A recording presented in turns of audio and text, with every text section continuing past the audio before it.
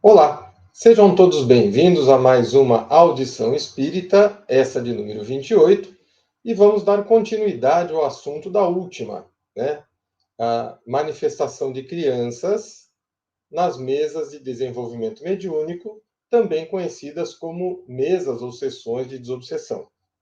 Já falamos muito sobre o assunto, eu fiz uma introdução grande da última vez, então hoje eu vou mais direto ao assunto para nós não perdermos tanto tempo.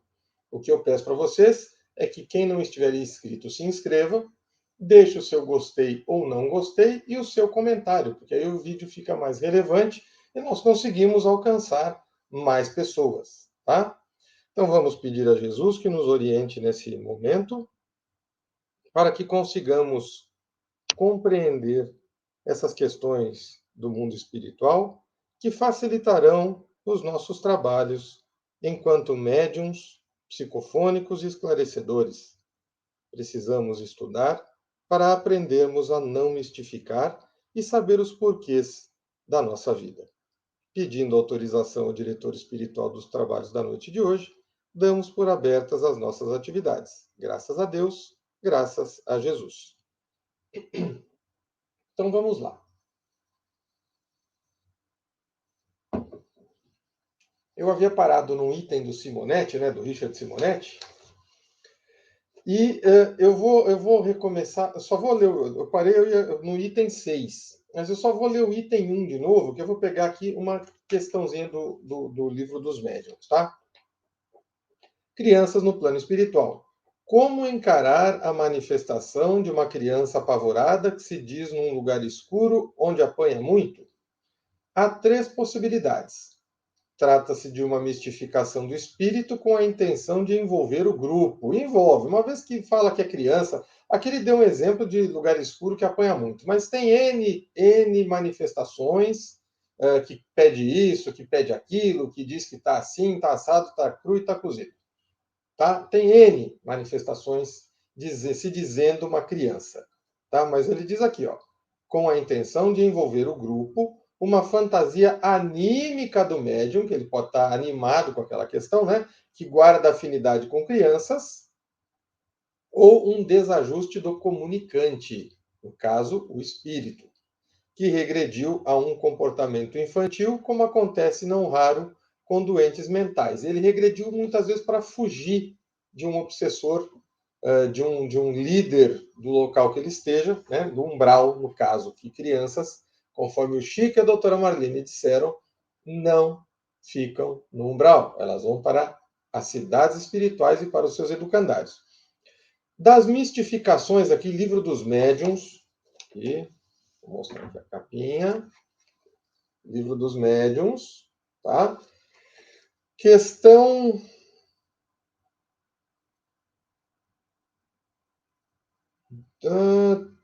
303, item 2. Por que Deus permite...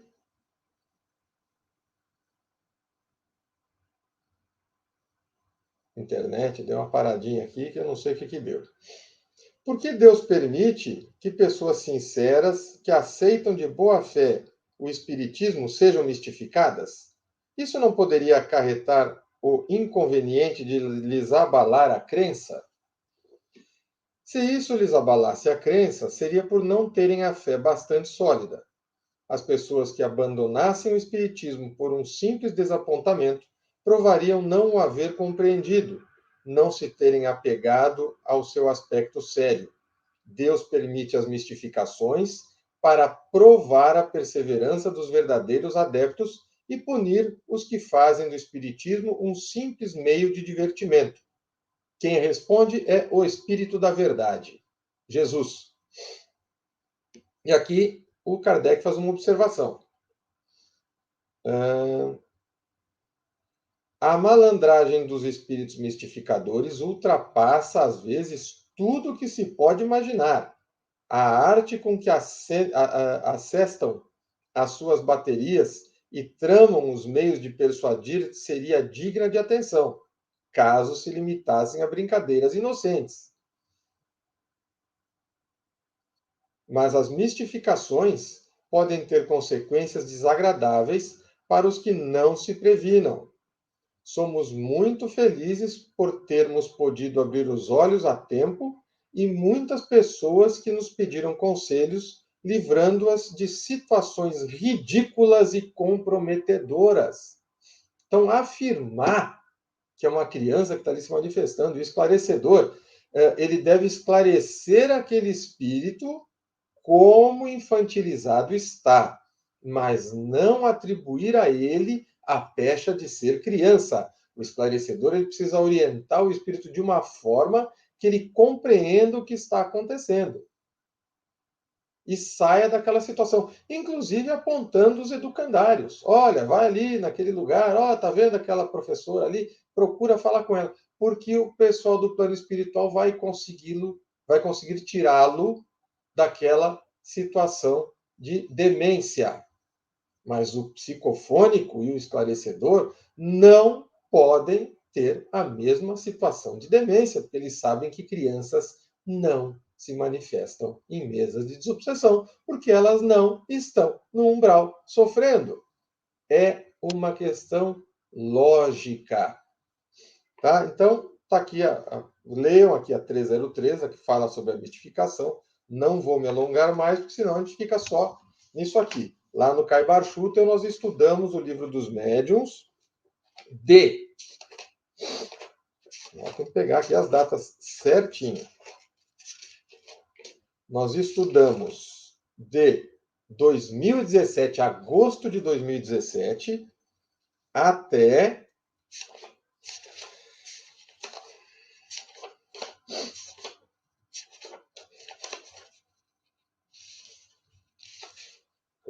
grande, né? Até, vamos lá, chegando no finalzinho aqui, regulamento, não é o caso, isso aqui nós vemos em particular. Março de 2020, tá? Um pouquinho antes da pandemia, por isso, e aí nós paramos aqui. Nós paramos o estudo na questão 335, né? Página 311, capítulo 29. Reuniões e sociedades, tá? Paramos por causa da pandemia, aquela coisa tosca do fique em casa, que hoje bem sabemos, e na época eu fui um dos que também me coloquei contra isso, hoje sabemos que era desnecessário. Mas tudo é para aprender, né? Então, continuando aqui na sexta do Simonetti. Como deve o doutrinador agir quando lidando com suposta manifestação de criança? Suposta manifestação de criança. Conversar normalmente, mas com sutileza de quem sabe com quem está lidando, com uma das três situações a que nos referimos ali no item 1, né? Dispondo-se a abordar o assunto com o grupo após a reunião para os esclarecimentos necessários, para dizer para o grupo, olha, criança não se manifesta. É isso que o diretor dos trabalhos deve dizer, ou um médium com maior conhecimento. Criança não se... Ah, mas eu vi. É mistificado. Ou ele ou viu ali o espírito no estado em que ele acha que ele está, porque os cérebros se ligam, então o médium ele vai enxergar aquilo que o espírito está enxergando. Ou o mistificador se transformou naquilo que eles conseguem, né? E fez o médium observar. Não é criança. E isso aí o diretor da sala, ou o médium mais esclarecido, deve dizer e deve orientar. 7. Há grupos espíritas que se dizem especializados em doutrinar crianças desencarnadas. Como situá-los? Como mostrar a eles que aquilo não existe? Provavelmente estão sendo envolvidos por espíritos mistificadores. Olha o que o Kardec falou aqui, a malandragem deles não tem limite. As pessoas emocionam-se quando o espírito situa-se como uma criança que estava sendo judiada num antro escuro da espiritualidade, sem considerar o absurdo de semelhante ideia.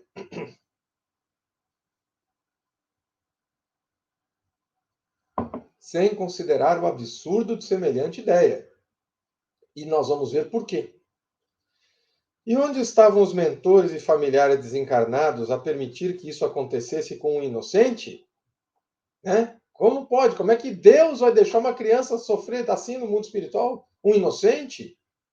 É óbvio. A resposta é lógica. Não é uma criança, porque Deus não deixa um espírito que desencarnou como criança, que o espírito não é criança, mas que desencarnou como criança ali, todo que não tem um conhecimento da espiritualidade para voltar a ser adulto assim que chega lá, ele fica criança. Logo, ele não pode, tem de ser protegido, ele é vulnerável, ele é levado aos educandários.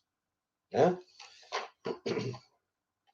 Além dos argumentos apresentados, que mais se poderia dizer para os que têm dificuldades em aceitar que crianças desencarnadas não precisam de reuniões mediúnicas para receber ajuda? O Richard Simonetti, ele é cirúrgico.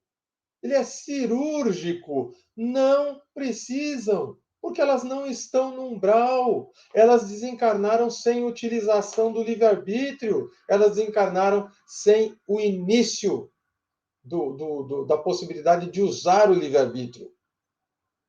Então, a questão kármica que ela traz se fez na morte. É muito simples isso. Resposta aqui do Simonetti. É significativo considerar que não há uma única manifestação de criança nas obras de Allan Kardec, principalmente no Livro dos Médiuns, o grande manual de intercâmbio com o além, nem nos livros de André Luiz, psicografia de Francisco Cândido Xavier, onde temos a mais clara e objetiva visão do relacionamento entre o plano físico e espiritual. Isso aqui o Richard Simonetti escreveu em 2010, ele já desencarnou. Aqui eu tenho, já li, né, do Astolfo de Oliveira Filho, blog Espiritismo Século XXI. Esse aqui é o ano 6, número 262, 27 de maio de 2012. Com respeito à manifestação mediúnica de crianças desencarnadas, o livro Crianças no Além, psicografado por Chico Xavier e publicado em 1976 pela GEM, editora, constituiu exemplo expressivo. Atenção! Aqui são crianças na psicografia, não é reunião mediúnica. Então, elas eram levadas lá pelo mentor por um parente. Atenção para diferenciar manifestação por escrito, ali com o médium sério, passando a informação, a criança informando, de reunião de desobsessão, de desenvolvimento mediúnico. São coisas distintas. A criança está lá no educandário e dá a mensagem. Tá? É assim que funciona. Sobre o seu autor espiritual, Marcos, Emmanuel escreveu no prefácio as seguintes palavras. Marcos é o companheiro em readaptação na vida maior após haver deixado o corpo de menino num acidente de trânsito. Ainda a sentir-se criança no degrau evolutivo em que se acha, escreve aos pais de modo comovedor, trazendo notícias dele mesmo e dos irmãos que se lhe associaram à prova, das pessoas que estavam com ele no carro. Atenção, ele foi escrever, ele foi mandar uma mensagem aos pais, ele não está numa reunião de desenvolvimento mediúnico. A palavra simples e eloquente do garoto amigo, a identificar-se quanto possível pelo reconforto de seus entes queridos, aqui se encontra, demonstrando que, além da morte do corpo, o espírito prossegue atendendo aos condicionamentos indispensáveis à conquista da evolução, que não dá saltos. Marcos Menino continuará Marcos Menino por algum tempo na espiritualidade, qual acontece ao espírito, mesmo quando procede de altos cimos da vida superior ao retornar à Terra, para certos fins, sempre compelido a passar pela estação da infância.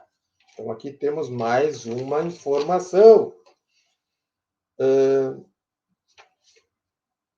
E aqui temos, será que existem crianças no mundo espiritual? Veja, no mundo espiritual existe. Acabou, lógico que tem. Né? Não tem no umbral.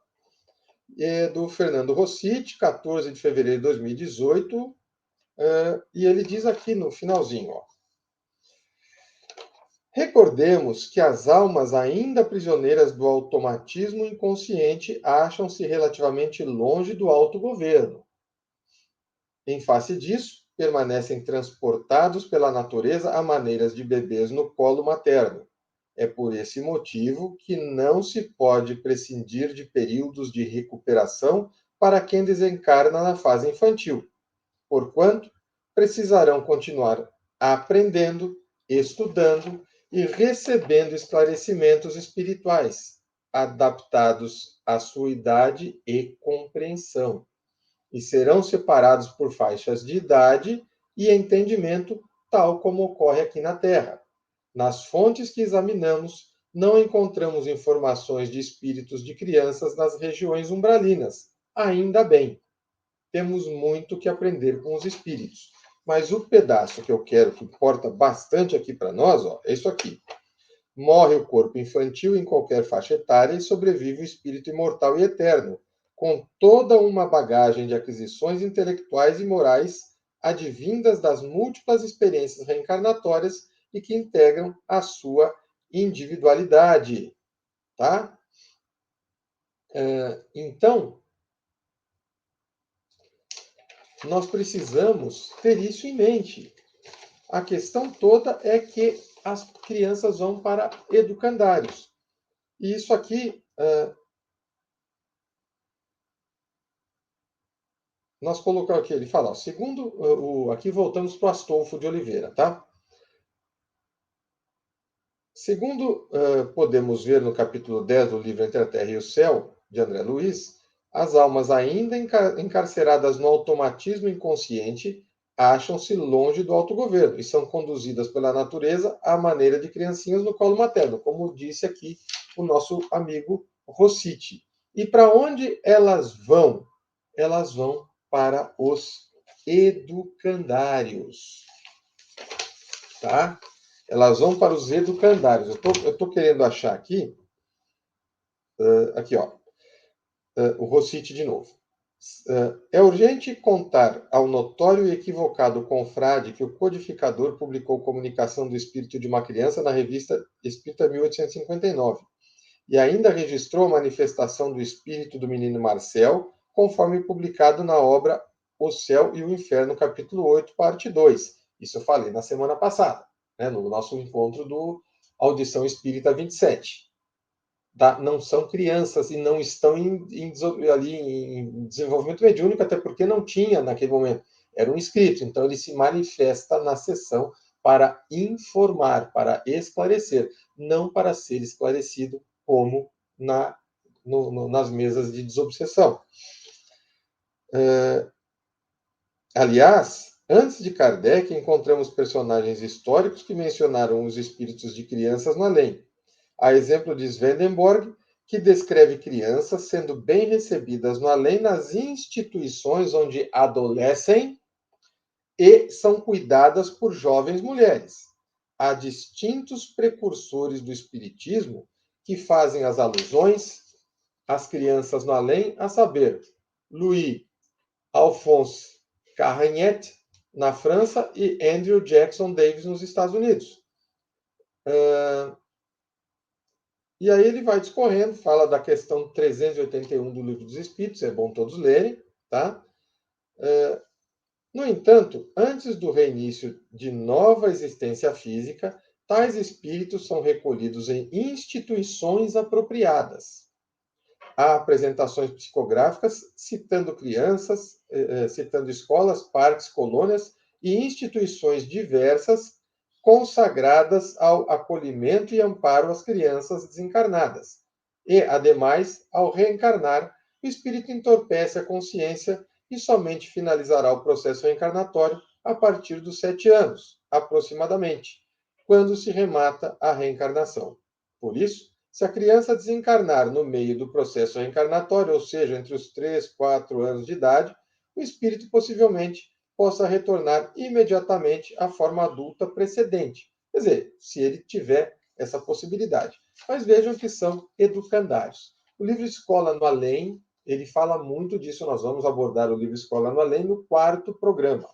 Na semana que vem, né, no 29, nós falaremos dos 2 livros do André Luiz que nos interessam, que é Entre a Terra e o Céu, né, tá aqui, vai falar aqui da irmã Blandina, o capítulo que eles falaram, né, aqui, chama No Lar da Bênção, tá, Entre a Terra e o Céu, capítulo 9, se vocês já quiserem, adiantando, deem uma olhadinha lá, e nós vamos falar do Obreiros da Vida Eterna também, o que acontece com um menino, uma criança, quando esse menino dorme. Nós vamos ver, no desencarne daquela senhora evangélica que acabou tendo a sua desencarnação adiada sine die. Tudo é uma questão de estudar. E vamos estudar. O que eu posso dizer para vocês é uma boa notícia.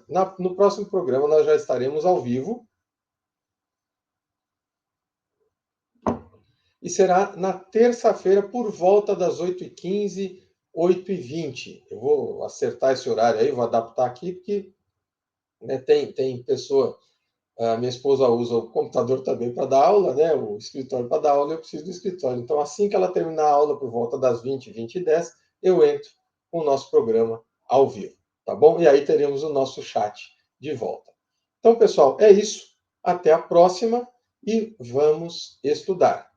Eu creio que já neste segundo Audição Espírita falando desse assunto, os médiuns já podem ficar um pouco mais esclarecidos e observar as suas manifestações quando na mesa, quando psicofônicos, quando eles acham que é uma criança, ou os esclarecedores que acham que estão esclarecendo crianças. Estão esclarecidos? É isso. Até a próxima.